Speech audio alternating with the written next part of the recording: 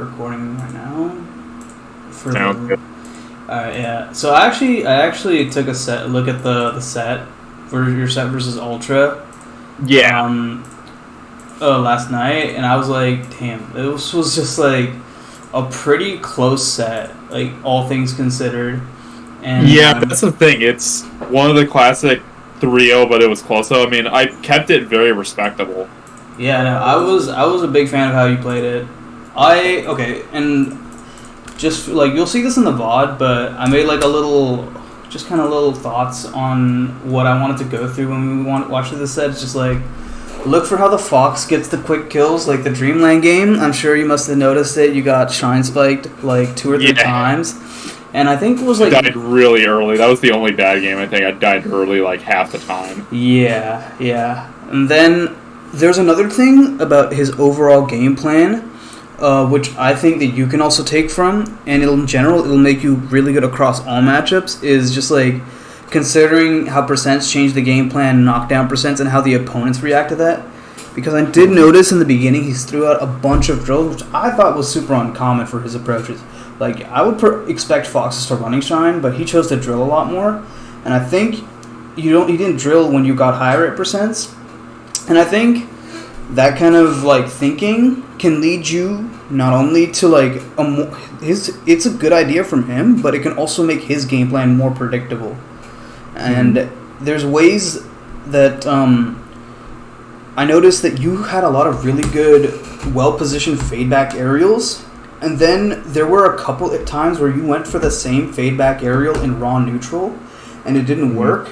And I wanted to go over why some of your fade-back aerials work and why some of them don't. And then there were a couple more like punishment optimizations.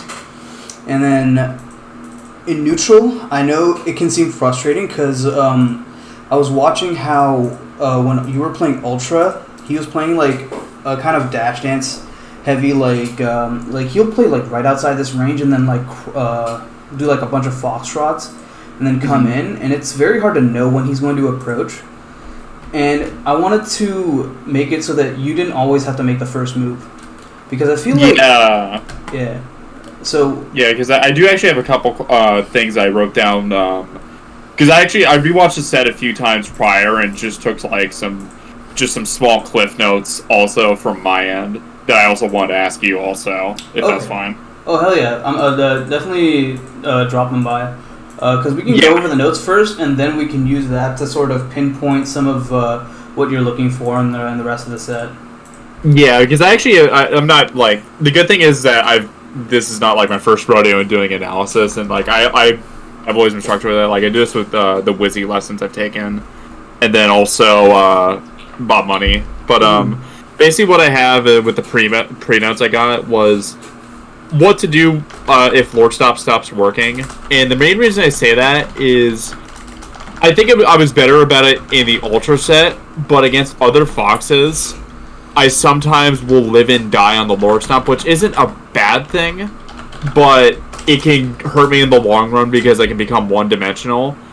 And I kind of took a break from playing Melee for a little bit, focus on Tekken, but now that I'm back, I realize that I need to not live and die by this one singular option. And I do think I sometimes tunnel vision in that, and I want to have backup plans because I think Lord Stomp is incredible in this matchup.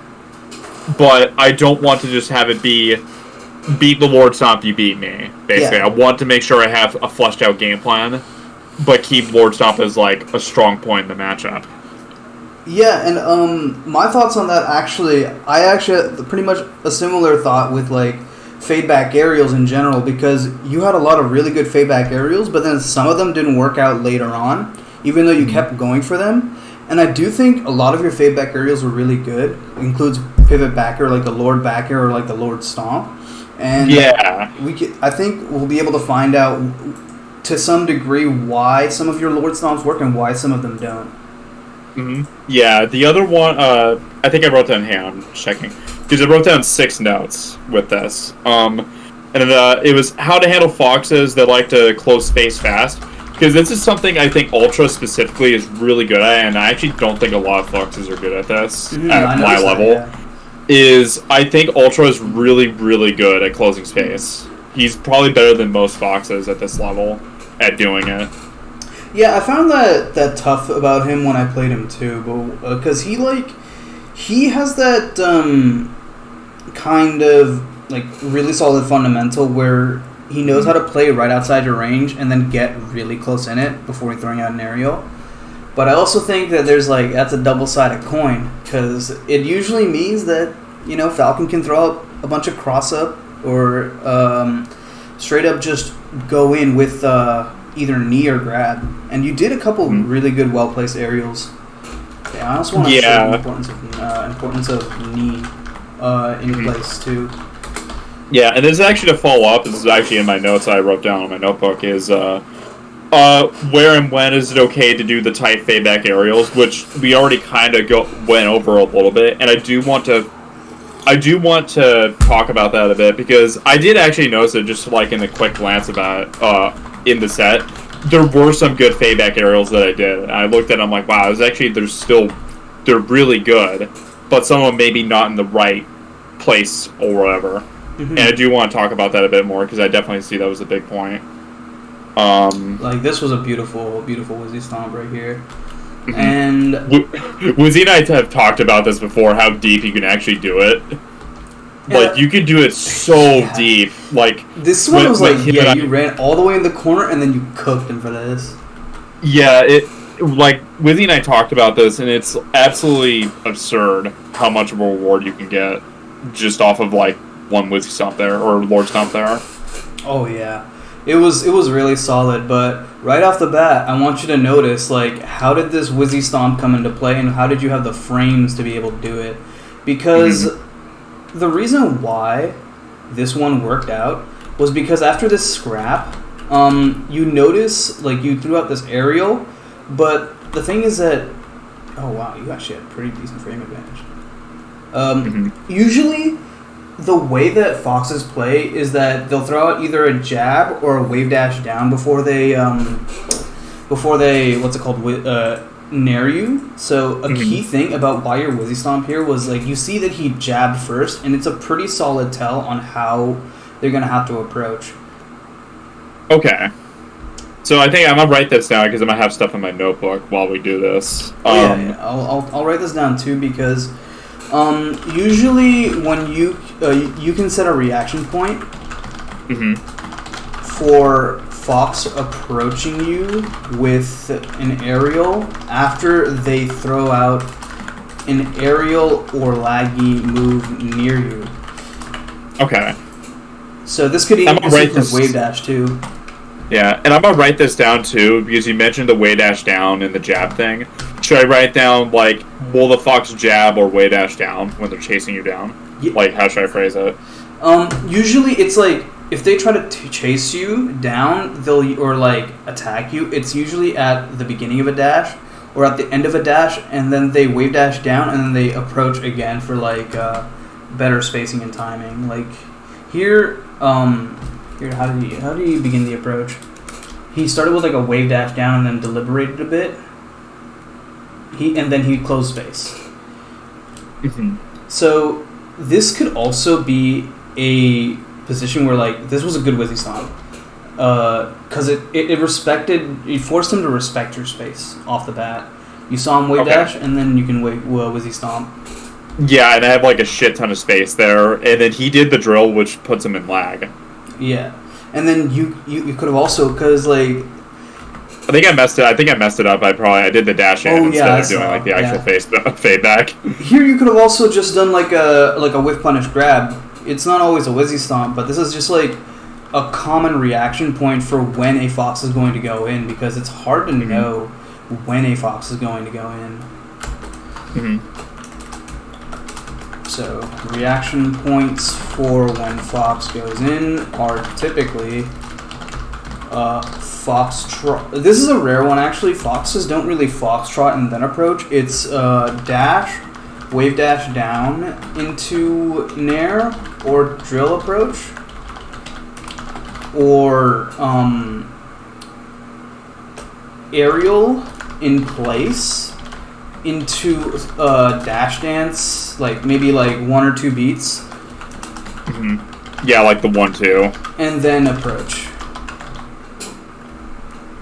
Dash dance or like... So it could either be a jab or like an aerial in place. Like, let's see. If he chooses to like you can easily also imagine, like, instead of doing this wave dash down, he does like a drill in place to call out you coming in to grab, which you haven't threatened yet, but you know. Well, actually, that is how he's dealing with that. But yeah, you started off really solid with that. Oh wow, that's juicy. And I think you've been playing this pretty solid because you get this really crucial Wizzy Stomp. You get a nice nair, and then you get this really crucial Wizzy Stomp off the scrap because that was a dicey situation. And then you read his full hop shine approach from here with a full hop stomp. I really like that. I tend to like doing knee here, but stomp is also really good. I like reading Fox's full hop out of the corner, and this was a great way to do it. And this, I see none do that. I see none do that a lot. Yeah, none is really good. None is very common for doing that. I think that was really sick. And then you get this low up air. I almost always elect to just jab here. Jab, gentlemen, and then cook them. And you get this. Yeah, I usually get concerned just because like they can mash shine sometimes, but sometimes I need to just represent and throw it out. Yeah. I do sometimes.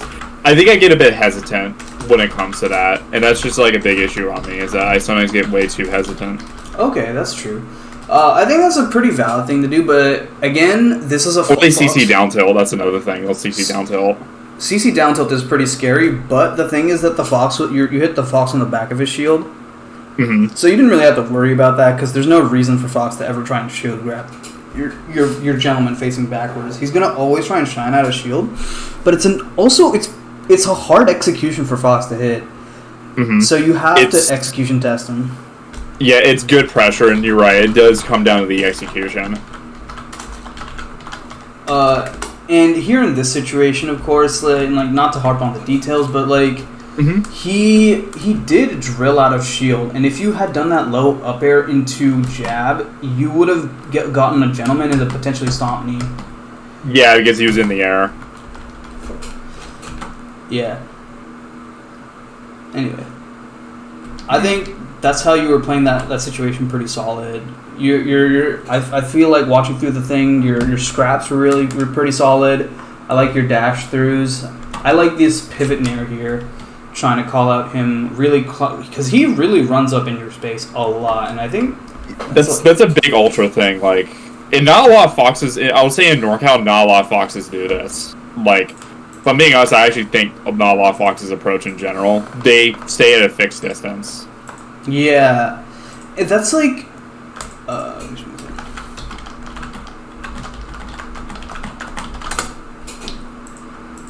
Okay. Alright, let's open this up again. Sorry. I was responding to a message. What did you say? Like, not a lot of Foxes in NorCal go like that close into the space. A lot of them stay more at a fixed distance. Yeah. I think the closest thing is actually Mega Man. That's pretty much it. Yeah. And even then, he still falls into what most NorCal Foxes do, where he'll sometimes stay at the fixed distance and full hop a lot and stuff like that. Yeah. But he's probably the closest thing. He's probably the closest thing we have to it. I think actually a Fox that tends to play like that is Lucky. Lucky is one that Joey really does a lot. Joey loves to do this. But he does it even in a more nefarious way where he crouches under Falcon and goes under his aerials and then crosses you up behind you. I think this is something that him and Mango do this, and I think it's fucking insane that they do it. Is they'll do it in between Nair 1 and Nair 2. So in between the hits, they will find ways to use Fox Nair to get between the hits. Yeah, and I think they're like some of the only Foxes I know that can hit that pretty consistent. Yeah, like you don't see it often. It's so difficult to deal with, just because like they probably play Johnny so much and they got such a good hang of it. I think Ultra hit you with this in a couple of times, but I really like this option of going for Nair first. It's a pretty safe low committal move. I like how you're drifting this Nair, and I like that you're doing a fade back aerial here. And I also want you to take notice of the percentage. Earlier you did a fade back nair, and this is going to go back into my idea of how not every aerial is built equally. Even the same, you did this exact same nair, but this one could have led to a reversal on your part because of the percent. Yeah. And I think it's key to notice how certain aerials themselves become weaker with specific drifts based on percentage. Because below 30%, I think Falcon's approaching nair is effectively really, really bad. You're better off doing an approaching knee or better off doing an approaching up air. I agree. The better I've gotten at melee, the more I've realized that, it's very, very risky at the lower percents because foxes have just gotten good at CCing now, or they have just good, anti-nair tools when they're at that low percent to handle it. They can just CC shine, or they can just tank the hit and not really eat that much of a consequence for it. Yeah, there's the only time it's really kind of okay is if they're in the air, basically. Or sometimes you get the butt hit, where it's near his butt. That's the only time where I'd say it's kind of decent. Yeah, it's the power in the move that you do becomes completely different based on the percentage. This isn't to say that I think you shouldn't nair at low percents. I think it's very good to, because you end up getting this off of it, a very good scrap. But I want to talk about just how you did those nair. This nair was beautiful, and I think it was probably the best kind of nair to do at 0%. It's a fade back nair. They're a shield pivot fade back nair, and it doesn't matter how hard Fox CCs into this or ASDIs down or whatever. He's not gonna get a really good punish off it. It's hard for him to, and if he nairs into you, you have a really good frame advantage in the situation, and you might even get a grab or even a nair. It's pretty low committal. It's also low committal, yeah. All you really give up is space and some time, and the Fox has to really read you to whiff punish you. But here you can see he wave dashes towards you, and you still had frame advantage. You could have gentlemaned, you could have aerialed, or you could have grabbed. And of course, I think you play a really solid positional style, where you tend to dash back out of your moves. Though I think you need to recognize certain zones where foxes will really try to aggress. And I think moving on, it's to the next point is that notice when foxes how foxes react to your landing. Yeah, because some will either just do the extra dash dance, or some will try to attack wherever you land. So in this case, say I do a nair, or even if I do a more laggy move, like a stomp or a knee, they're going to maybe be more reactive and close the space, or even try to punish it depending where they are. Whereas some people, they may try to respect it because they don't think they can punish it, or they want to reset the situation and see what you do after the lag. Exactly. And I think it's the dashbacks are clean, but I've lost so many sets to foxes later on who recognize that I pretty much almost only dash back out of my aerials, and they end up closing distance like this. I think that's also how Mango and Lucky learned to figure out how to nair in between Falcon's timings. Is because just like how foxes have tells before they approach with nair, Falcons have tells for when they're going to fade back with their aerials. So usually if a Falcon's going to try an aerial, they might, a common tell is they're going to dash back and pivot aerial again. It's kind of similar. Umar and I have actually talked about this in Marth Falcon. It's a similar concept to Marth, is that usually the Marth is going to dash back. Except in this case, it applies to Falcon. It's the Falcon side, yeah. And the Fox is the one aggressing, but he has so many more tools to aggress. But this is interesting. It comes full circle because Umar and I have talked about this in Marth Falcon so many times. Yeah, it's really sick to see how it's certain playstyles force certain archetypes throughout every matchup. This was a really good stomp. I wonder if you could have done this stomp lower. Okay, so maybe you can get fast fell it, I think you had to you could have delayed this stomp just a tiny bit and fast fell this. But either way, this was good. He DI'd this pretty well. His DI'd this well. Though, I think also, because you got a stomp at 53% and you had like a medium fastfall, I think a lot of Falcons, when they see this, they're like, oh, I gotta stomp knee this, I gotta stomp knee this. Mm-hmm. I think what's important as a Falcon, in terms of just really getting every single kill, not dropping any opportunities, is to recognize when certain stomp timings and certain stomp heights can just not be really followed up very easily on reaction.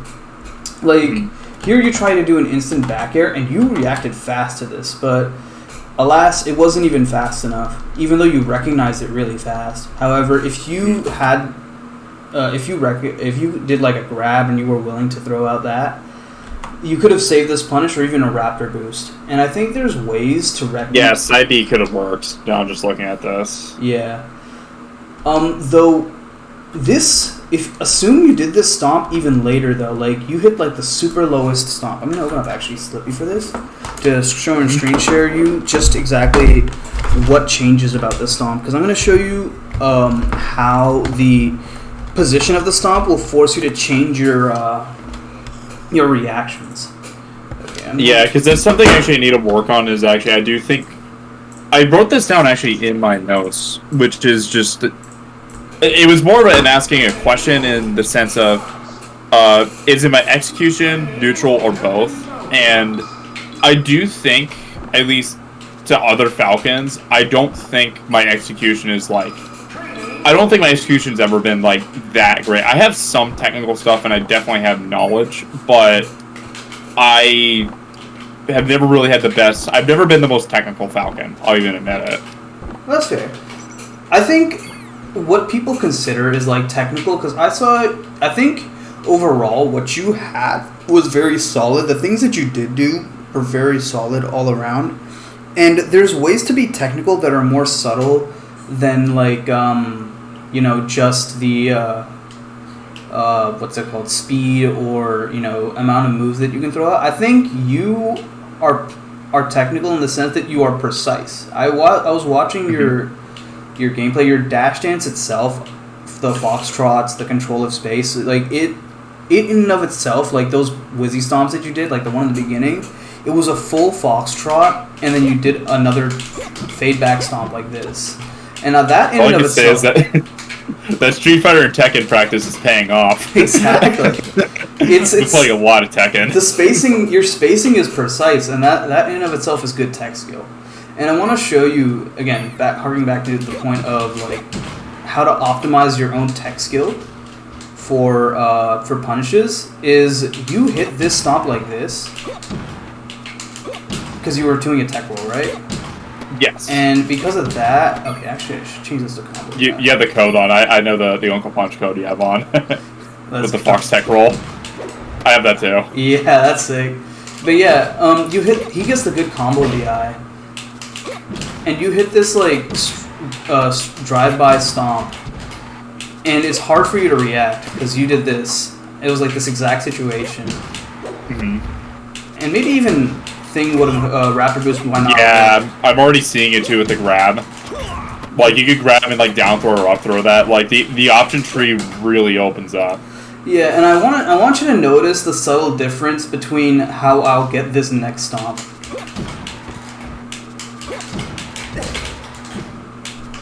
It's like a slight fade back. I noticed that. Like, it's like more inside Fox's body when you do it. Exactly. The thing it's about like more inside, whereas like the one I did is more maybe towards like the tail. I think. Whereas you're bonking him more on the head. Yeah.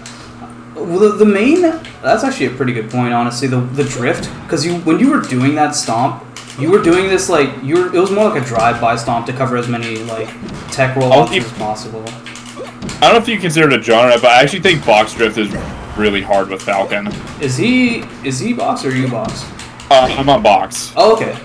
That makes sense. I just started transitioning. I think when this set happened, I was like month 4 or 5. Oh damn! I didn't even notice because I thought you were playing super solid. Like, okay, that's super clean.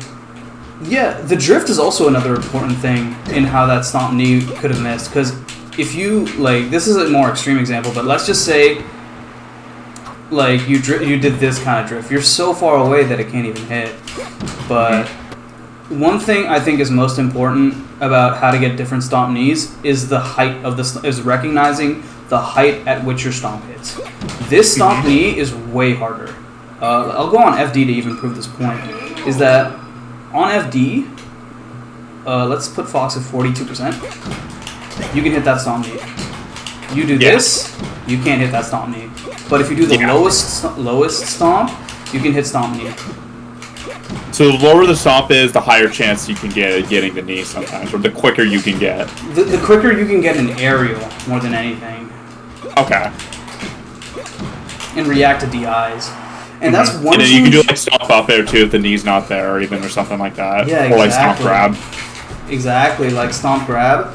Whereas this kind of stomp, it's like you can't react to DI fast enough. Like it's better at like the 60%-ish range. This stomp only it's much with that range, but whereas like at this low percent range, if you want something just like really quick, then you want to do it around like the 40 range. Yeah. Yeah, like you just did it at 41. Yeah. So the lower the stomp, the earlier and better you react to stomp knee. That's actually I'm gonna write that one down. I only have that one other, the Fox chasing you one, but that's another one I'll write down. Because I'm kind of just taking it all in at the moment. Okay, yeah. I'll definitely go over this again and send you a bunch of notes for this. Yeah. Another thing I think is super important is like, here you notice this instant stomp. It's like, you can't really knee this, but you can grab it. You can grab every DI with the early stomp. And this is the type of stomp that like you do for a Wizzy stomp. Like this is the type of stomp you do for a Wizzy stomp, and you can always grab this, and it's much easier too. In fact, I think it's pretty much the only one you can do consistently in tournament. Off of this this percentage and like this kind of Fox style or this kind of like DI is that you can only really get a grab off of this instant stomp. Maybe a rapid boost if you're super cheeky and super fast, but yeah, it's like at that percent, like that sort of Wizzy stomp is much better around like 60, pretty much, and then that's when the stompies come available. So it's like it's better to do the really, really late. It has sort of late fast fall up air, which is something I love doing. So in this case, this is just late fast fall stomp. Really opens the door on the combo aspect. Late stomp, and going back to that set is that when you did the stomp, you did it like this. You did like a medium height fast fall stomp, which is good, but it's like at the percent you did it, you could maybe get it at like 50, and it can work like it did there. But if you want to be like precise with that, if you want to cover all the DIs too, yeah. So this is like, so in terms of my percent, I was maybe like 10% off in this case. Essentially. And another thing is that, you know, it looks like stomp grab is not that great of an option, but I want to show you something really cool that Wizzy does at lower percents. He does this versus Zuppy, and is it the Big House set? I'm trying to remember which. It's the Riptide set. Oh, the Riptide set. Yeah, okay. No, he did this a lot, and he does this a lot versus other Foxes, but notice how at this stomp knee percent, the Fox is really close to the floor. So every Fox is like, okay, I don't want to get mistech stomped by Falcon over and over. So basically, they're inputting a tech right now. So they're pressing L and R right then and there. But the heavy buffer, basically. Yeah, they're heavy buffering it, right? And so you do a stomp grab, instantly down throw, they're tech locked out. Oh, so even if it happens, like, if they're, like, holding R or L while they're in grab, they're already tech locked out? Yeah, they're already tech locked out. Interesting. I didn't know that. I've known about tech lock out, but I didn't know it even applied, like, in that sense. Yeah, and to even further prove this with a save state, I'm gonna do this input. I'm gonna put on input display as well. For Falcon. Actually, I should do this with Fox too. But basically, when Foxes, I'm gonna put my percent at this and this. I'm gonna put it at 30 something percent. And I'm a Fox. I do this like dumb approach or whatever, and the Falcon, they stomp, and then they try to stomp knee me. So they do this, and my input is tech, and I get out of that. Yeah. And let's move back to the next one. Is this'll... Okay, what was the exact thing? So it's... So it was... Okay, so short hop on frame 16. It's not like that.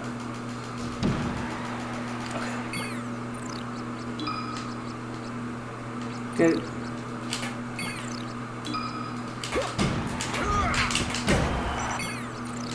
So essentially, here's situation 1 where I just get stomp knee. This is every time I'll just tech this, and I can just shield. Yeah. But now I'm gonna do this tech, and then I tried to tech right here. I can't tech. Yep. I'm tech locked out. That's actually insane. Yeah, I'm tech locked out, so no matter what. I'm probably gonna watch that Riptide set then, just as a reference, and just to see how Wizzy does it like in neutral. Because I could probably take a page out of that and just do it. Because then what I can do is I can do like the down throw thing, and I can do stomp like another stomp knee or something like that after they they get tech locked out. That's actually huge. That's the beautiful thing. Because this is like the type of stuff actually that I would say like my Falcon's a little behind on in the meta.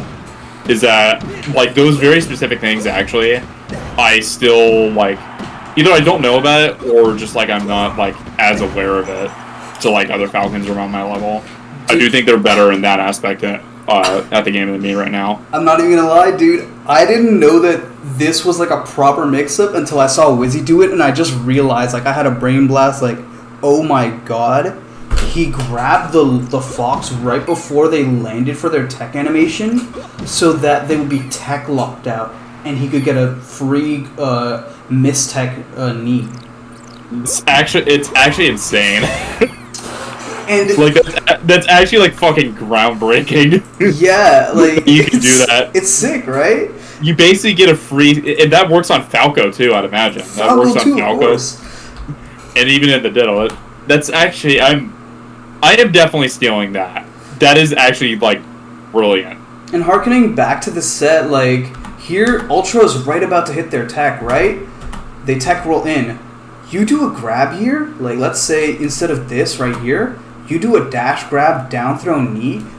He's probably teching. He's probably teching. Here, he techs the roll, right? Because he's just like, okay, if I miss tech, I'm screwed. Oh, yeah, he's probably gonna, and then I do down throw, and then he probably dies or at least gets sent off stage. He legitimately dies here. Like, he gets hit by this stomp, you grab here, you down throw, and then you knee the mistech, and he's dead. Because he's going to be, like, even if he has the best EI, he'll be getting kneed at about 70 or 80% right here. And this is pretty much a death for him. Yeah. And I think that's a really crucial stomp. Stomp, low grab to force tech lockout knee. Yeah, and I think that was like one of the things I wanted to talk about in the game plan is how you can optimize your stomp knee routes. Because really, that's how we win the game. This is how we win games. You have really good Wizzy stomps. You implement those, you can see, like, imagine if every Wizzy stomp, you know, at like 40% was just a grab, like a free tech knee. That's like a knee at like 60 or something in the corner. It's huge. You can. So I wouldn't say like essentially a free death setup almost that I can do potentially. Yeah. And I'm gonna call this the rage art. It's a rage art. Yeah. This is a fucking rage art that I have right here. What the hell? Yeah, and I think that's like such a dope ass thing. Is that this used to be a position that was so hard for Falcons to cover. Yeah, because it's like do you force to reset? But now finding out that they're tech locked out, that's like huge. Yeah. Okay, I had a timestamp actually for a what's it called? Okay. Yeah, here was the fadebacks that I wanted to talk about here. And this is timestamp. Was it before or after? Okay. Do you do this? This was really nice. Okay, so I want you to notice how this Wizzy Stomp. It was like you were trying to Wizzy Stomp him out of raw neutral. Because he did wave dash towards you and he dashed towards you, but he didn't like wave dash down or give anything to make it look like he was going to approach. So he didn't really have any tells for you to Wizzy Stomp here. And maybe even if you Wizzy Stomped, you could have backered instead. Okay. And I want you to... I think it's like crucial to know the difference because you hit a lot of really good fadeback aerials. Like this... Oh yeah, here it is. This is why. Great fadeback aerial. Great fadeback knee. Great fadeback knee. Great... I gave up a lot of space on that nair. Yeah. I just noticed it immediately that... I could have even just done a nair in place, or even like a knee or stomp in place and been okay. Yeah. Or even just like even react and shield. I think react and shield would have been brilliant because he was just like running right in. Exactly. And I think that's a big part of it is like let's look at these first two knees that you get. I want you to notice this is like a framework of how I think of it. Notice what he does beforehand and then the move that ends up losing to you because that is a tell that for a lot of people. And yeah, because he did. Because that was a low. Excuse me. That was a low nair. That was a really low nair, and he was already in lag. That's the other thing. So like, even if he was in the air or not, like, even if he was like, if he landed, it's still a bad spot to be in because he's in nair lag. Worst he can do is maybe hold down and try to just like get the really precise opposite tech or something like that. And then like even the softening is fine there because like I'm commanding space and let's be real, no one wants to trade with knee. Yeah, exactly. No one really wants to. Like trading knee is like a death sentence for anybody. And I also want to say like, why did this knee work? This knee hit. This knee effectively worked too. Yeah, it essentially did. But then why didn't this knee work? Or the nair? Yes, this knee right here. So you do a knee here, you do another knee here, and then you try to do it for another. So the reason that one didn't work is that Ultra was now waiting. He was now waiting, and I know it's like so right here. Yeah, he did like the full hop. I already noticed it immediately. He did the full hop as a timing mix-up. Exactly. Right here, yeah, and he gets me because I'm expecting him to go right in. Yeah. I'm expecting him to go right in. Was this here? That's a timing mix-up. That's straight up like, because he's expecting it now. It's like, okay, I cannot do that because he's ready for it. So he throws in the small full hop just to throw off the rhythm just a little bit. And in my mind, how I see a full hop is a non-committal move. Like he's not committing with anything. Fox is full move at this point. I'm convinced. Yeah, it's a fucking move. In my opinion, it's one of his top 5 best moves. It's better than Shine. Full hop is better than Shine. Dude, fuck Fox full hop, dude. It's so fucking good. So here's how I saw this: is that the reason why all of your knees before here worked is because right before this knee, you had enough frame advantage to knee before he came to you because he did a jab. He threw out he was in frame at disadvantage for you to throw out that knee. And that's why. And now in this second situation, his approach was really bad because you had the same spacing. Like you had the same spacing throughout all of the knees. It was about a full platform distance away before you did that fade back knee. So this was a fade back knee within platform distance, fade back knee within platform distance, and another fade back knee within platform distance. Yeah, he didn't really, and this is actually something that I wrote down in like the pre-notes is that what is it? I'm sorry. It is how to handle Fox when he's disciplined on the ground. Because I do think Ultra was really, really disciplined on it. It felt like every match, like not just this game, but every game was just played with him. It basically like it's an FD. Yeah. With just the platforms maybe occasionally helping out with an assistance. Yeah. And here, I think you can understand a situation for why your fade back aerials are really good. You do fade back aerials when you notice the fox is in frame disadvantage. When the fox escapes from this tech animation because he tried to slide off the knee, he nairs forward, but he never has enough time because he's in frame disadvantage. Now, yeah, I always had the frame advantage there. Yeah, but here this nair worked out because Fox, because of his full hop, was frame neutral with Falcon, and Falcon just loses those situations. But yeah, given Fox, he's got the faster aerial startup. Exactly. Now, this is a tough situation because it's like, oh, how do I know when a Fox is going to do this? Because this is harkening back to the how do I deal with foxes that are disciplined on the ground and really like hold their timings well. This just brings me back to like the 10 frame rule in Tekken, honestly. Just hearing this. Every move on block is, if it's under 10 frames, it's usually pretty safe. Yeah. There's like relatively safe, and then there's just like true safe. Because Fox, this is relatively safe, but then Fox's full hop, that's truly safe. That's hard. Mm-hmm. And here's another way of how to deal with foxes who are disciplined on the ground. You did that nair, and then you did that. You try to backflip.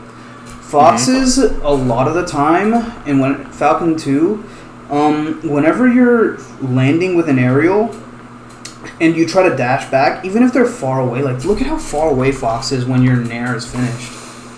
It's pretty far away. Really, I'm like already out of lag. You're already out of lag, but you know, if this was Fox, you could just do dash back instant back air, and Fox would get owned for this, right? But sadly, we're not Fox, and we don't have the privilege of really good aerials like Marth, Sheik, or Falco do. Don't even mention it, dude. Which is why, when Falcon's out of lag, we have to threaten a rock, paper, scissors mix-up. This is your new rock, paper, scissors mix-up. And if you're... I'm gonna screenshot this interaction just so I have a reference. I can send you...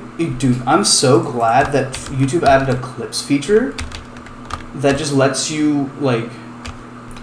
it's actually incredible. What Wizzy and I do is that we actually... we take a screenshot of the interaction. I'll drop it in our DM here. Okay. We drop a screenshot of the interaction and we write about it. That's something that's like really common for Wizzy and I to do in the lessons that we've done. One does. And I haven't used the clip feature that much. I haven't used the YouTube clip feature that much, but when I've used it, it's been incredible. Okay. I'm going to drop this clip right here. This is also context for, like, if you want. I like seeing the whole video, but this is it.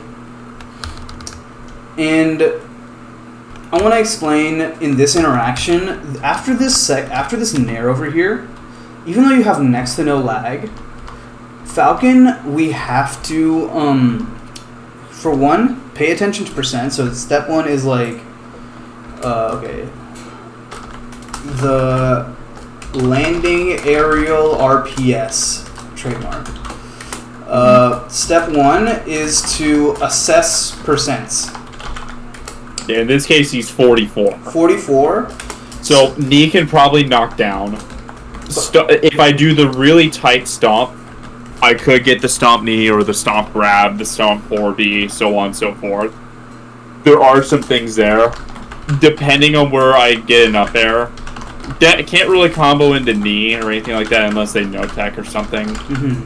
Like, we're at the fringe of where the big openings happen. It's like, it's the fringe. I call it the fringe percent. Yeah, this is a fringe percent, but this is a pretty crucial percent too because it's above 37%.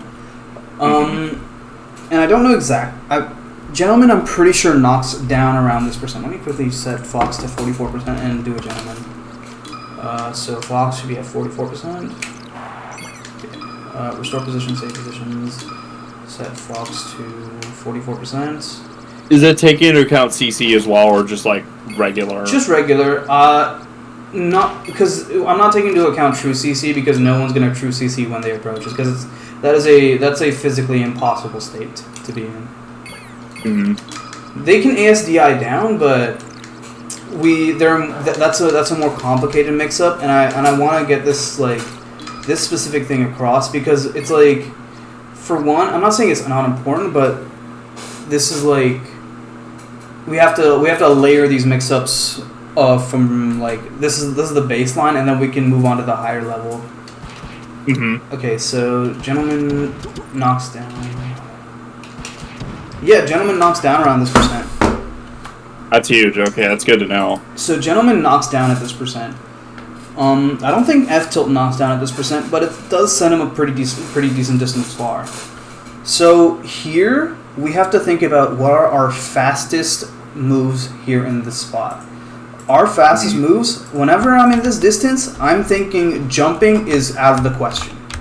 If I see Fox running at me and I have thrown on an aerial, we don't have time to deal with this with an aerial.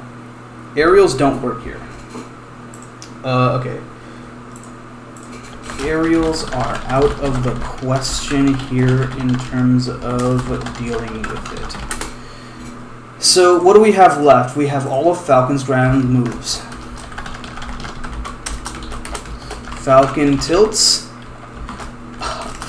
Up tilt sucks, sadly. F tilt. I always have a liking for up tilt. Also, I've always liked up tilt. Maybe you can start using it and become like the up tilt god with wave dash back up tilt. It's up to you. Maybe give me a couple more frames and yeah, sure. Yeah. F tilt is situational, but kind of laggy and committal. It's hit and miss. In the Falcon matchup, I do it a little more, but against Fox, not too often. I really like down tilt because it knocks down and sets up for combos really well. But it's the same as F tilt where it's situational and kind of laggy and committal. That's I've always liked down tilt. I think down tilt with Falcon is criminally underrated. So freaking good versus Puff too. You ever notice how when the Puffs like wave dash around?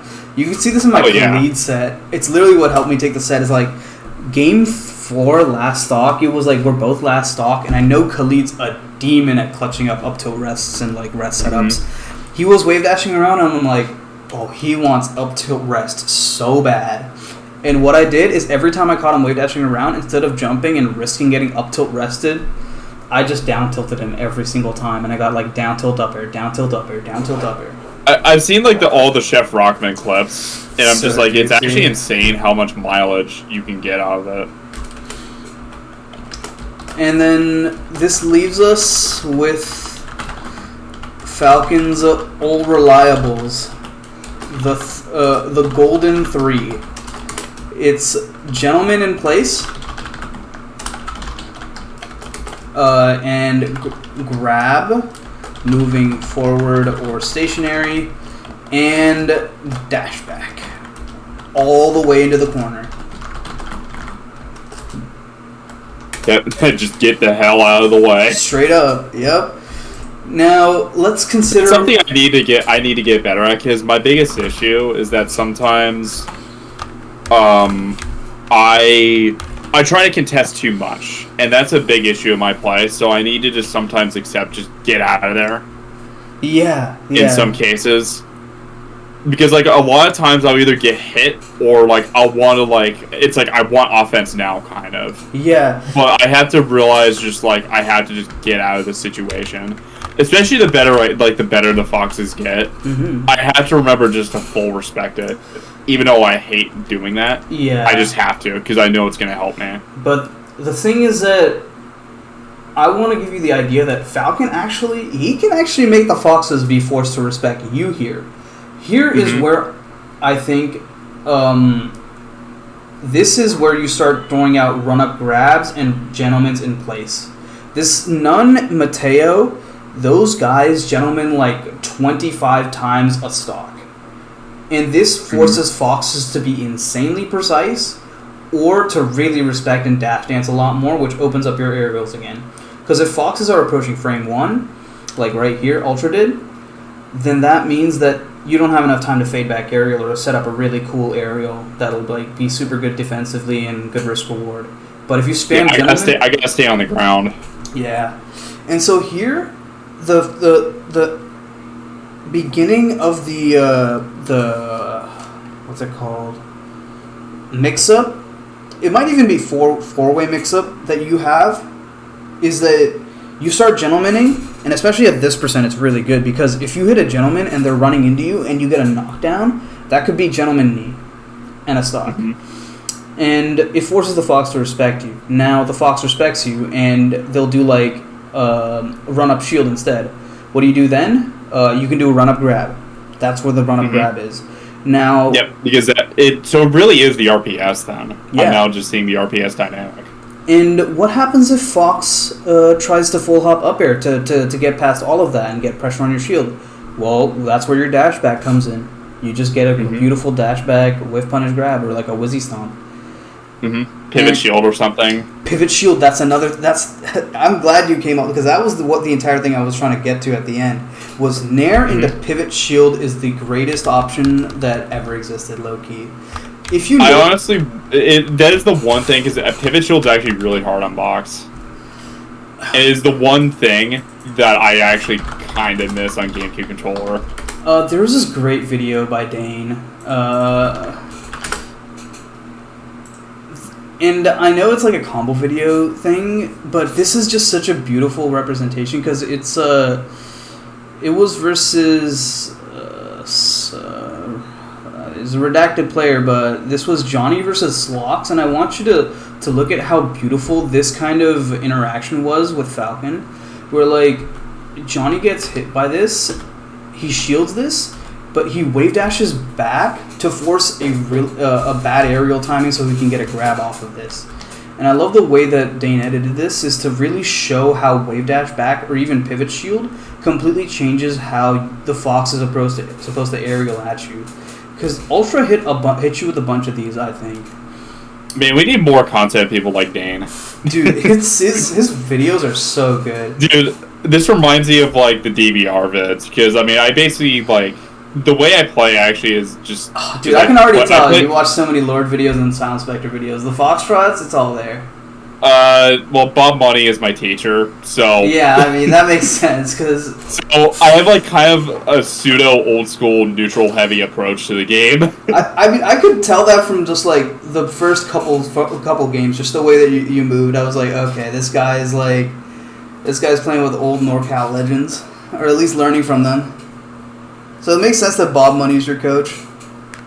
That dude's fucking incredible as a teacher, by the way. He's hella smart. I gotta check out more of his lessons too. But like I said, this is... My channel has some of them even, actually, so you can hear us talk. Oh, yeah. And I'm actually just gonna clip this part, because this is just such a beautifully edited part. It's just this beautiful shield grab pivot. Wave dash shield to force errors. Because this is like an old school thing that we talked about. Like, it's nice to see this kind of works also with run. Like, the first time I learned about this shield concept was with run up shield, and they basically use shield as a weapon, which is insane to think about. But it is, and that's basically what Johnny used it, and that's just a super old school thing to do that you just don't see, where they use it as a weapon to disrupt their spacing. Exactly. That's like one of the first things I learned in Melee, actually, is just learning to do that. It's like, well, and I'm so glad that was one of the first things I ever learned in Melee. It's so is to use shield to disrupt their spacing. Yeah, it's such a cool thing, and you'll notice that's how Nunn gets so many of his neutral openings in the corner, is like he'll do like nair and then he'll do shield pivot grab. Oh, that was yeah. I cried the box. I mean, still, this was like really good regardless. How do you get this? Oh, I love those instant up airs. I think you understand the power of instant up airs, because I think your game plan is very solid. I think you had a lot of really good stuff here. Oh, and here's a defensive tip. Here's another defensive tip that I wanted to show. You had a habit of jumping forwards. You know the Johnny drift, right? Where you neutral jump and then you drift towards the ledge. I do this a lot. I'll even admit it. Yeah. I'm very guilty of this, because I want to just like I want to hit them right back. You pretty wanna much. hit them right back. It's a bad habit I've gotten. I think is like because the better the players are, this just doesn't work. Yeah. Very rarely can you get away with that. Yeah, and Ultra. And it's usually out of desperation or when they least expect it. That's the only time I find that it's actually decent to do it. It's just you don't see it very often at this level. Yeah, I also want you to take a look at how this hit over here hit. Because Ultra, I think he tried to go for like strong reverse back air, but you got the soft reverse back air. This way, he can't combo anything unless there's only two ways for him to combo. Turn around up tilt, or what's it called? Read your double jump with back air. Now, reading your double jump with back air, pretty juicy, pretty common option. He doesn't really lose anything. But if you wiggle out and fast fall up air here, the only thing you lose to here is up tilt. No one really up tilts here. This is a situation where Fox basically dropped the combo. And the only way you could have given it to him was, this double jump. And it's so tempting. Like I'm very guilty of just mashing the jump button instant nair towards. But if you notice how John I get caught with this a lot. Yeah. And even if you decide to jump, at least try to do a neutral jump or a fade back jump. Because he aimed it for like around where you jump towards him, but if you did a fade back jump or a neutral jump and then fell right directly down, here, I'm gonna write the jump arc. So here is where Fox, actually I should have done that while I was doing the screenshot. Let me retake the screenshot. I'm going to use a red marker for your current trajectory. So this is Fox's hitbox. Okay, I'm going to actually make a bubble for Fox's hitboxes.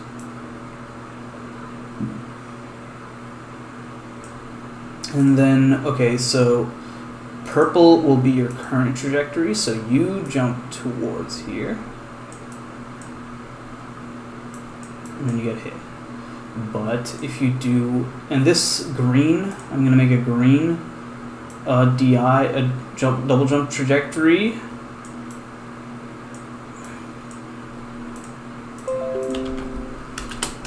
It's a little bit confusing, but you can see how the jump paths are like differently aligned. Yeah.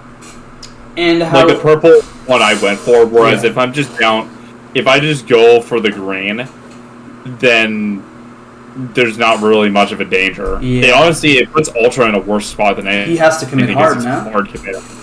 It's really, really hard committal on his part. Yeah, and then you got hit with that. It was a good combo on his part. Like that was like a pretty solid outplay, but it's like this is more so like a new default option that you could potentially start using because I've started doing it more just like neutral jumping all the time. Foxes, they're never ready for it. Like Marths, it's basically call it the safe jump. Yeah, the safe jump. Dude, it's fucking dude.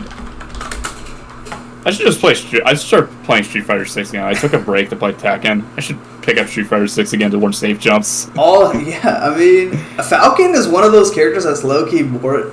Like he has such a hard time earning jumps. He has to earn jumps, and I feel like with those trad fighters, you really have to earn your jumps. Like you got to play the footsies hard before you can earn the jumps. And not to say, Falcon's just one of those characters you got to earn the jump with. And that was another one of the things. Okay, what's the other clip? Force Fox up tilt to here, basically to up tilt to here, and then here's another one. This is the. I just want to quickly before.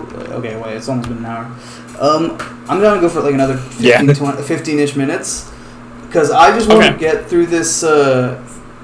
What's it called?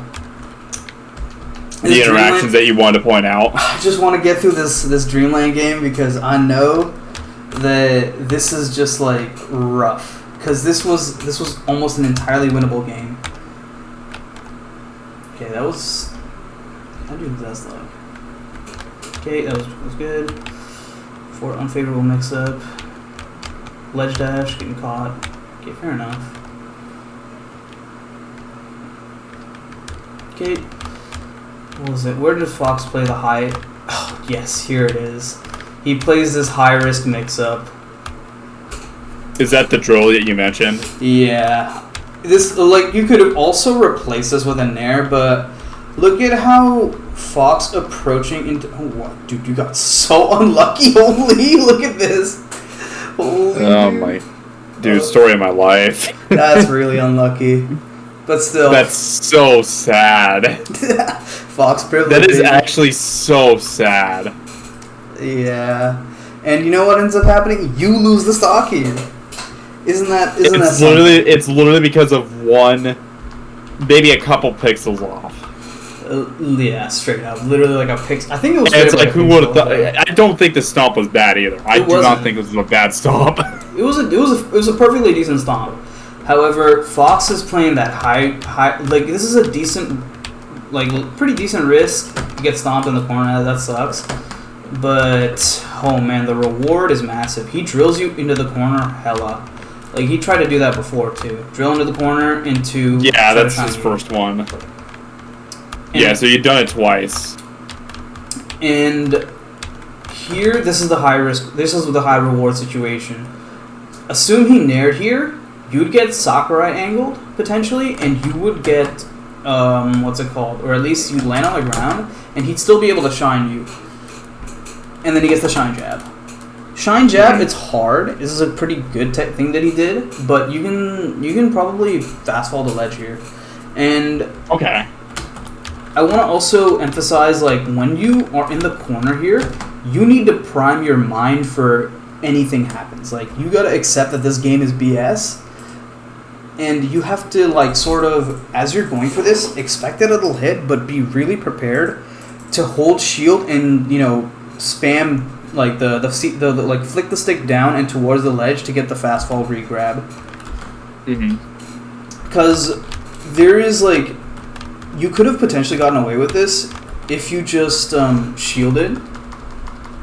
Right here, you had he did like a decently unsafe drill. You had crouch here too because you were trying to fast fall. So if you shielded here or were like more prepared, you could get this like really good fast fall to ledge here. And if you tried to wave dash towards you, get like double jump up air from the ledge and whatnot. Okay. And so I actually made a save state for this for myself because I struggle with the situation so goddamn much. It's a scary situation because, like, if you get clipped a little bit, you could just die. Yeah, exactly. I made the... What was it? Was this versus Fox's name? Oh, this was just trying to show grab different versions of Fox's name. Okay, let's see. Off stage new Fox attacks. Fast forward ledge. Oh yeah, here's another one. I'm gonna put in the random play black slot. Is like, let's just... I get hit by this, and then I practice fast falling to ledge.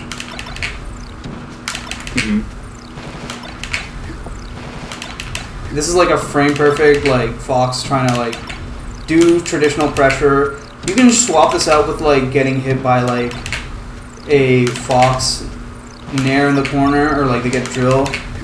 That one's the hardest one. What was that one? That's the drill shine. Yeah, drill shine. This one is the hardest one. Yeah, it's hard as fuck. Yeah. Yeah, you gotta, like... Oh, okay, that's why. It's because it's frame perfect. Yeah, you have to, like, be prepared to just instantly grab ledge off this, because this is, like, you die from Fox, or Fox dies here. Okay, so I guess, like, the approach to Stomp situation is that if I get clipped, just be ready, be prepared for the shine after. Yeah, and I also say, because you got hit, like, how this? You got hit with, like, a weird aerial. You can also be ready to just SDI or shield. Yeah, like SDI the drill. Yeah. That's another thing. I don't know what hit of the drill was it. What part of the hit with the drill was it? Because if it was like the last hit of the drill, then that just double sucks even more.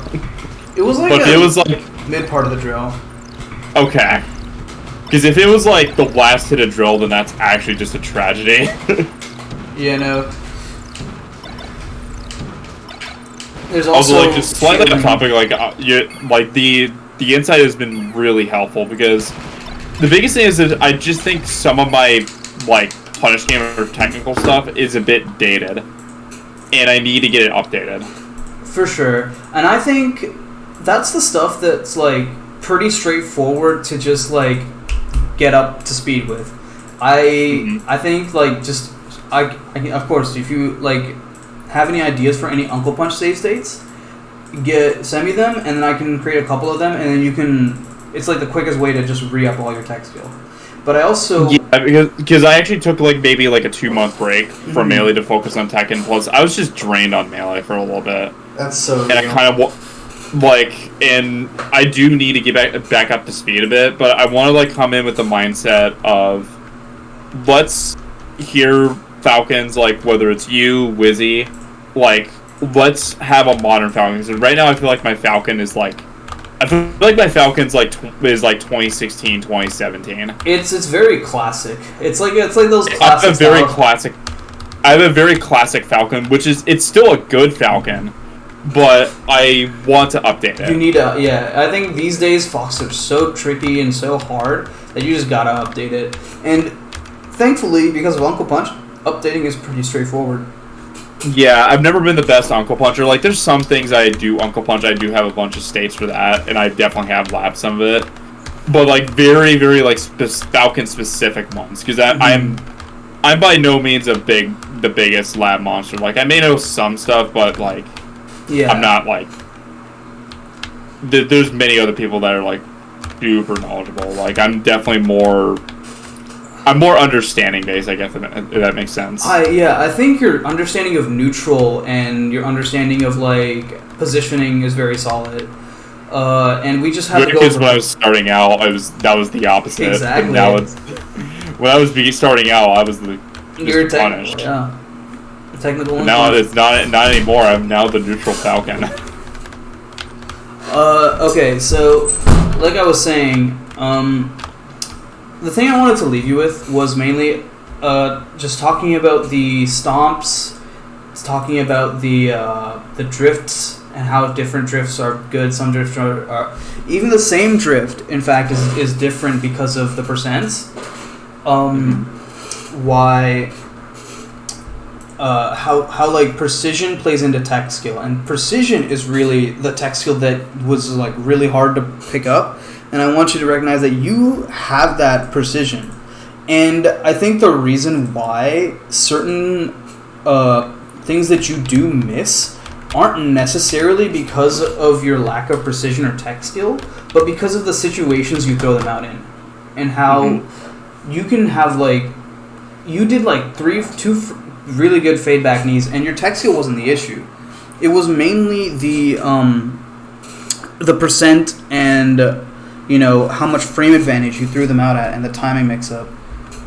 And there's ways to definitely pick up on how to, you know, reverse engineer how the foxes or whatever get you with those timing mix-ups, because it all comes before a tell. Like jab, wave dash down, something grounded, something, you know, like an aerial, something laggy, and then the foxes tend to approach. And that's when you can really hone in your reactions and then throw out those really precise, really solid things that you're basically second nature to you.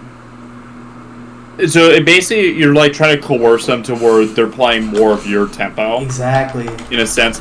And this is something actually that I really, really want to like do, because I think everyone is kind of like this in Melee. When it's in my tempo, it's generally like I generally win. Yeah. That's actually something I find, actually, and this is just kind of something I see in the Melee meta. Melee is very momentum heavy in that sense, because if you get someone playing in their tempo, they're in rhythm to hit a lot of the stuff that they're capable of hitting. Like, we're past the, like, once we're past the point of, like, punch optimization, because there's always ways to optimize, but we're past the point of, like... we could find more breakthroughs in the future, but like the breakthroughs are more far and in between, as compared to before. Whereas like the punish breakthroughs now, may just happen like more over time rather than just like, oh my god, they're more niche. Shield dropping or tech chasing. It's a lot more niche compared to how it was like 6 or 7 years ago. Whereas like now it's way more subtle, and people have like labbed out certain things in Uncle Punch to a point. It's fine. I picked up Falco recently just to like kind of learn some stuff because I want to learn Melee in a much different lens just after picking up Tekken. And I want to learn Falco for a little bit just to get some understanding of the character. Plus, also it's my demon. Yeah, he's such a rough character. And the one thing I noticed from playing players is that I like the gold ranks or whatever is that their neutral whatever may not be like the best, but what they're so good at is that when they're in rhythm, they're about as good as your fucking Grandmaster sometimes with some of the stuff they do because they've labbed it out so much. And that's what Melee has come to now, is that people have gotten so good at labbing in that sense. And I think it's something that, if you were to talk about that maybe 4 years ago, that would have not even been a conversation. Yeah, labbing... Like, it's actually insane. Labbing these days is just so different from what it used to be.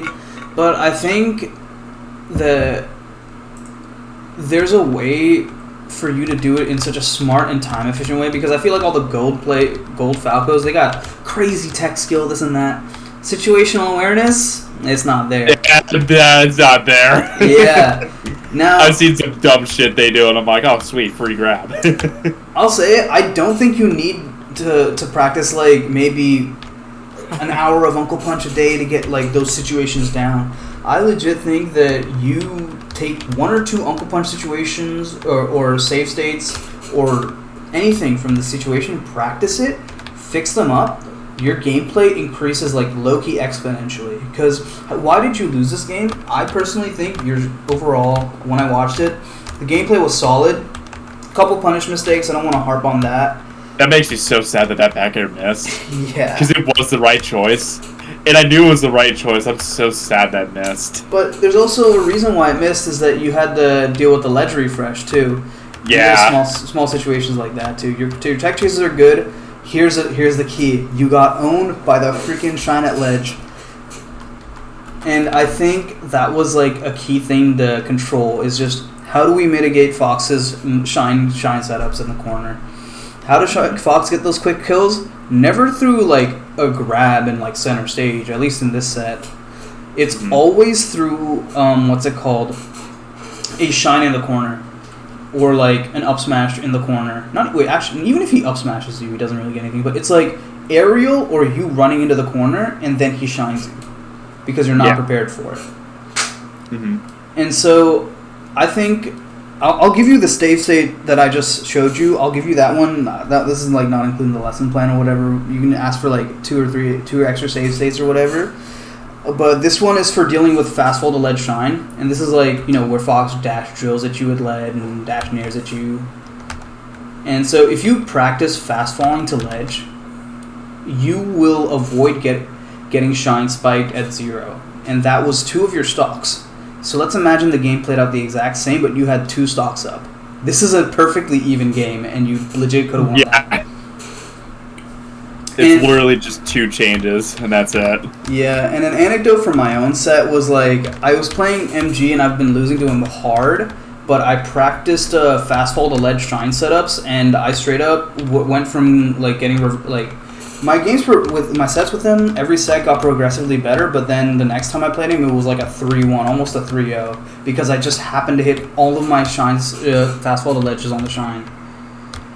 And that's really I definitely have had sets like that with some people, where it's like I just hit like these couple things, and I 3-0 the person or whatever. Exactly, because it's always about taking the last stock, not taking about the taking all of the stocks. Yeah, like sometimes there's like those couple swing stocks that really change momentum. Yeah, and I just want to maybe like gloss over this last game before we finish up. That's fine. No, I super appreciate you. I know we went a little over. I really appreciate you just going. This is because I want to. I just love yapping about the game. I love. Yeah, I don't get to yap about the game like just too often. Like I don't know, where I live right now is just like so far away from like my land scene. Oh, here it is. Yeah, so I guess we'll use this game as like a culmination because I think this was the best game you played the entire set. The Battlefield game? Yeah, the Battlefield game, I almost took the game off of this, I remember too. Because I really picked it up. The final starts, I really picked it up. There was a one thing in the final game that I was like super like, oh, that's so sick.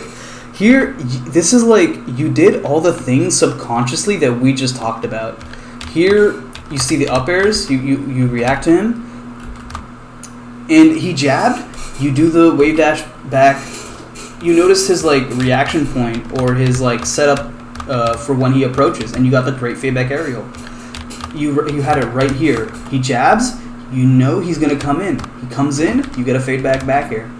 Mm-hmm. The Fox had their little tell before they telegraphed their approach with the jab or a grounded option. What you're saying is Bob Money points this out to me so much is that towards the last game, I like pick up those things subconsciously. Exactly. This is a very common thing that I've noticed. Like Bob Money has pointed this out, and even Wizzy's pointed this out to me. Oh, what the fuck? How did you miss this? Oh my god, you should have hit this up here. Whatever. How the hell does this work, bruh? Oh my god, dude. Okay, but here you go. This happens to be here. more often than you think, dude. This happens to be way more often than you think. I've gotten some crazy shit, like weird hitboxes. You get this really juicy low up air, and you go for immediate gentleman, and you get like really good positioning off of it. Oh, that was cute. Great. Oh, great. I messed up the dasher. That dash was a mistake. Oh, you're trying to like forward smash? I was trying to either up the forward smash or like turn around grab or whatever. Oh, so like this entire thing here. Yeah, that was a turnaround grab. I can see. Yeah. Like that entire thing was a mistake. Yeah, that's a technical error. That's just like a matter of practice a couple follow-ups and Uncle Punch type deal. Great gentleman. Yeah. Oh, dude, that's a Johnny shit, dude. That's something I love Johnny too much, dude. I love that CC. It's so good. Johnny does it so much. I'm like, dude, I'm stealing that. Like, oh, dude, good gameplay. I love that grab. I was looking for the jab reset. Good Wizzy Stomp. See, the reason why this Wizzy Stomp works so well, he was in frame disadvantage because he was in that tech animation lag, which is why you were able to perfectly react to his approach, own him, and then cook him. There we go. Good DI. Oh, this one was rough. This was a really good combo from him. You lost your jump here. Off the I didn't even realize. I don't even know where I lost the jump. I think I lost it there. Yeah, you lost your jump right there. Okay. Yeah, I didn't even know it too. I didn't even know I lost my jump there because he caught it so tightly. Here. So like this was really good on his part. This was a good combo, though there were a couple of things you could have done better. Here you could have. I know the up tilt doesn't work. It's not even up tilt. I think the up tilt was like, oh, this was a pretty good mix up, and he got you here. But this right here is what I think is hard. Is just like you gotta immediately roll to center of stage and then slide off the up air with like the Sechi style. The yeah. I'm not good at doing that. Like I have some save states for it, at least when Marth does the up air and does it. Mm-hmm. But I haven't really done it. I'm not good at hitting it in game. And I've lagged this situation a lot, but I don't know, for whatever reason, my awareness has always been really bad with that situation. And I know it's a good option. I know it's a really good option. Oh, for sure. But I'm really bad at just, like, either recognizing it or reacting to it. Yeah, I think that's like, not too big of a deal, because it just takes, like, a bit of, like... Again, this is where, like, the work that you do yourself comes in, where, like, you have to, yourself find out, oh, what is a way that makes this work for me type deal. Like, and I think this is, like, something you can practice on Uncle Punch straightforward. Mm-hmm. And that's, like, the easy part, low-key. This was good. Oh, man. Okay, he's getting cooked. Okay, nice. Up air. I like that you kept the pressure on. Very big fan of the knee. If foxes are okay. Another thing, I don't want to go too hard into this, but those knees you do, please do more of them. If you want to make a comeback versus Fox, throw out safe knees, and throw out gentlemen's after those knees sometimes, and you'll straight up, I don't know how to explain it, but a lot of things come together, and the foxes just always run into knees.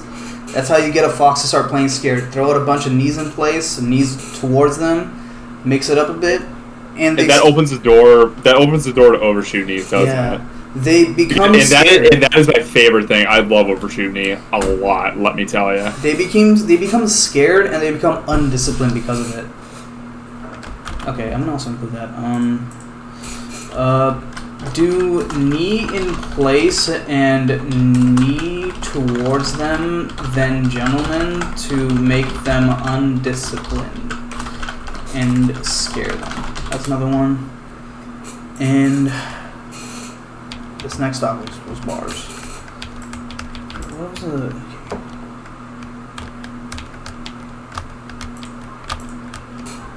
Oh yeah, this was juicy.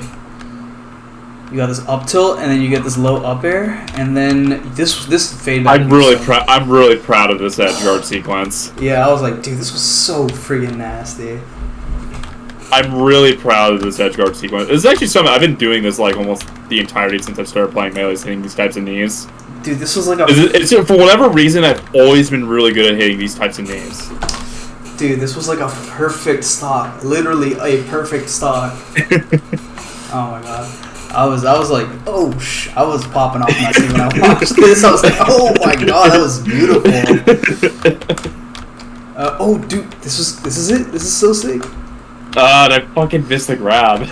This is okay though. Here, this is my advice on last stock situation. Keep going for these tech chases, but as we've established before, try to avoid going for tech in place reads too early if you're like really antsy. I do have a tendency to do that a lot. I definitely do auto detect in place reads a little too much. However, as we've established before, if they tech in place, they're in frame disadvantage, and if they're in frame disadvantage, they're opened up to Wizzy Stomps. So that means you just dash throw back. it out. Yeah, you either dash back, pivot grab their shine in place, or spot dodge, or you do a dash back far into the corner with like an instant back air, and they try to run at you. They get hit with it, and then they get back into the combo. Sometimes when they do the tech in place, I do like the little dash dance thing. It's like a very old school thing to do. Yeah. So do the dash dance and then get it so it's not like a true tech chase. Yeah, it's like kind of like it's a pseudo read in a sense, pseudo reaction. It's like a mix of both. Because it's like what the Marths do. I really like doing that. It's just something I picked that up actually from watching Mango's Falcon, low key. Oh, dude, his Falcon is so good. Watching Mango's Falcon, I kind of got that from him. Yeah, no, his Falcon, it's so strong fundamentally. And I think that's because he just understands, like, you know, foxes, they have their tells, and then he just throws out the most baller fade back stomp and then cooks them for that. Mango's fade backs just with any character, it's really noticeable with this Falcon. Oh, yeah. Are some of the greatest fade backs in just all of Melee. Like, hands down. Axe versus Mango, man. This is Dreamland game. Exactly. We all know the Turn one. in teams. The very infamous Cover's clip. gonna make a big difference. Yeah, we all know about. Dude, this is around when I started playing when this set happened. Actually, this is like one of the first tournaments I watched live. So good, dude. There's so much knowledge back in this right here. Look at that drift, Stomp. Back here. Oh, he's so. He went a little too fucking hard for that. But there's a lot of things, and even his it's Mango versus, even though it's against a Peach with Armada, his drifts versus Armada's Peach are actually really impressive. It's so good. I was mainly thinking because this isn't like specifically versus Fox. But look at the dash chance. The dash chance was crucial. Then conditions. Yes, the iconic meme. Slowly and down smash. Friends, my friends who don't even play Melee anymore, we still say that to this day. Dude, or we'll it's so iconic. Play on quotes with it. They're mixing it up. Yeah, no, look at how Mango sets up this beautiful knee right here. They're talking about the drift. How does Mango get this? Because Fox nared in the corner and has like frame disadvantage. So he gets this beautiful knee, boom, and then he waits. And he's already behind. He's already like behind Fox when it happens. Yeah, and Fox, frame disadvantage, he instant stomps. gets pressure, and then fades back. Dude, he threw out a high stomp on shield and didn't get punished by a hacks. It's like still, this is from 10 years ago, and it's still like legit good to this day. And then he freaking whiff punishes it. Like, this stuff is like still good to this day, and this VOD's almost 10 years old. Yeah, and he assume he hits that knee, that's a double knee, and the Axe is dead. Yeah. But then he gets that beautiful cover. Oh my god, dude, that drift was crazy. He gets this. I love watching Mango play Falcon. It's so sick. Wait, actually, I gotta play that one in slow mo. Look at this sequence. He backflips to get out of the range of the jab. I love backflip.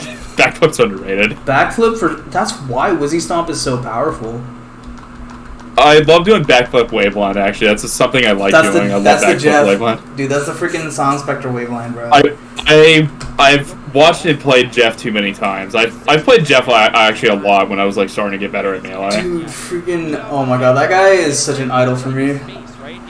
That, and then I will say I did play Jeff and Mitchell in teams at one point. Dude, that's iconic. They're still one of the sickest teams I've ever seen. I love playing. But yeah, that's. I love both of those guys. I love Jeff and Mitchell. Yeah, they're like such inspirations to me. But yeah, going over the set, those were mainly my thoughts. And just for like a little bit of an overview, we talked about what's it called? How Fox gets his quick shine spikes kills when he like throws out into the corner. When Fox runs into the corner, it's really good to Wizzy Stomp there and back air, but the key there is to be mindful that you can really just get owned and reversal there really hard. Mm-hmm. And then the next thing is to consider how percents change the game plan and how the opponent reacts to that. When you were at you did 2 fade back nairs that were completely different. The first one, you didn't get anything off of it besides like a scrappy situation because you did it at 0%. The second one, you did the exact same nair and you got a stomp into almost a stomp knee because one was after knockdown percent. So I'm just gonna send a crucial knockdown percent. 30% is when Falcon Nair knocks down. Second hit. Mm-hmm. Nair 2 knocks down. This is when I think Nair becomes very useful because... Okay, so it's a race to 30% is what you're saying. Pretty much. I write this down with like up throw stuff versus cheat. Yeah. I do is like it's a race to 36, I remember. Race to 36 and then up air knocks down. Yep, that's when up air starts working against Sheik. And then that's basically, so it's the same thing with Fox, except it's a race to 30% because that's when Nair 2 becomes really useful. Exactly, and that's your biggest move, best move versus Fox. And another thing is just a quick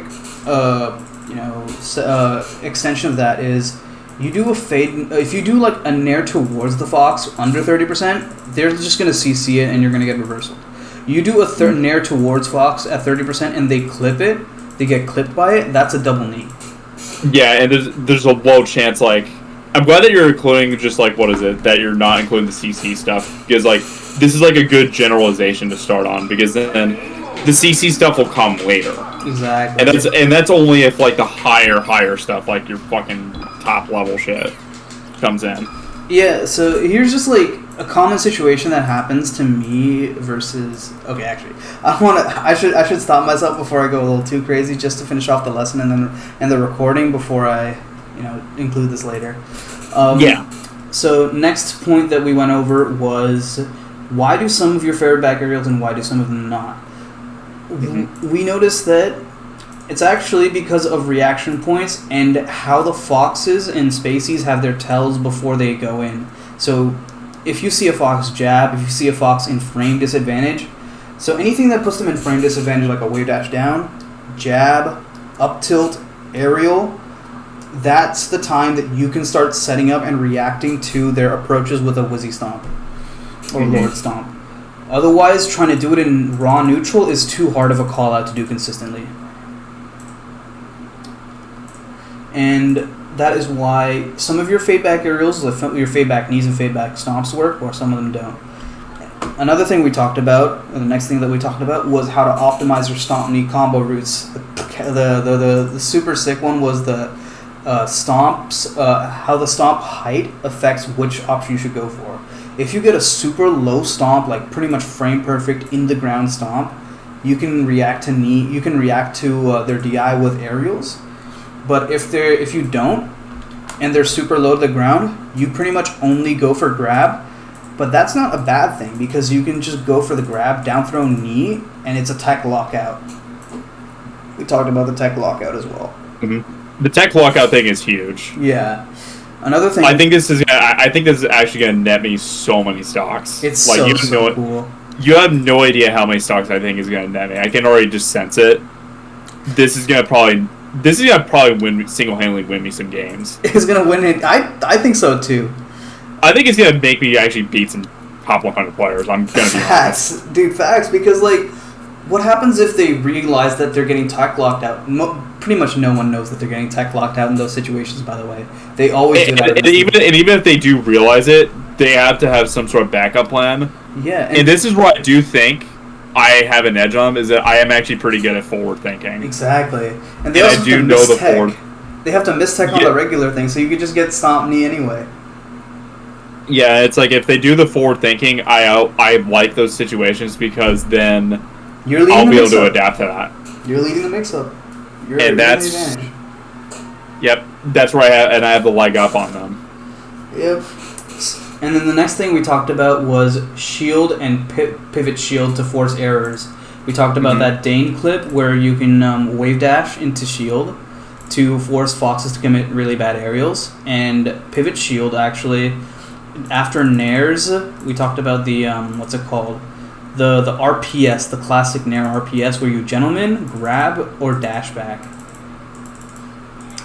And that was the RPS that helps you, throw out moves safely versus disciplined foxes. And pivot shield is one of those ways to be able to be ready for when fox randomly throws out those aerials. Mm-hmm. And also get a shield grab off it potentially. Last thing we talked about was are all aerials equal, and that was mostly tied into like how does what's it called, drift play into the mix-ups. Mm-hmm. Yeah, that was the one. Oh yeah, and for the landing aerial RPS, I had like a 3-step plan. Basically, step 1 is to assess your percent. 44%, or just like know the general percents, like up air knocks down at 44 and gentleman knocks down. Pretty good to go for gentleman.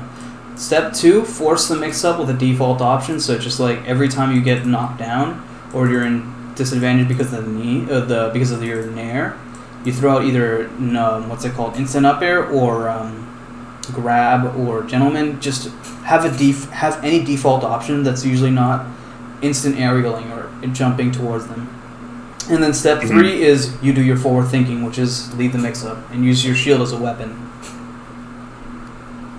And I think that is that, because we talked about... Oh yeah, we also talked about the defensive, like the safe jump, where you do the S2J drift and then you drift towards them. And then basically that also ties into like coerce them into playing to your tempo. Exactly. And then we can also... Another tidbit was just like, this is like basically like pro tip, kind of sprinkle this into your gameplay and see if it works, is do knee in place and knee towards them a bunch when you're trying to make a comeback, and then gentlemen to make them undisciplined. Mm-hmm. Because you're going to be greedy looking for the kill. Exactly. Or if they're like, if they're just like dash dancing like, oh, I have a lead, I can just camp you. No, you really can't, because I'm going to make it as hard as possible on you to whiff punish me. And I'm going to make it risky for you, too. Yep, you got to make it as difficult as possible. Yep. And for that... And that's something I like doing, because you have no idea how many people I've gotten that get salty at me that I do that, and I'm like, all right, well, so I had to make it work for it, buddy. Yeah. So I'm not going to make it easy on you. I guess in this is where I'm going to just talk shit and be like, all right, well, you don't like that, then... Should have been better. Get good. Get better, brother. Exactly. And I guess that's all for the session that I had. Yeah. All right. I'm gonna stop recording for now. Nice. Swag.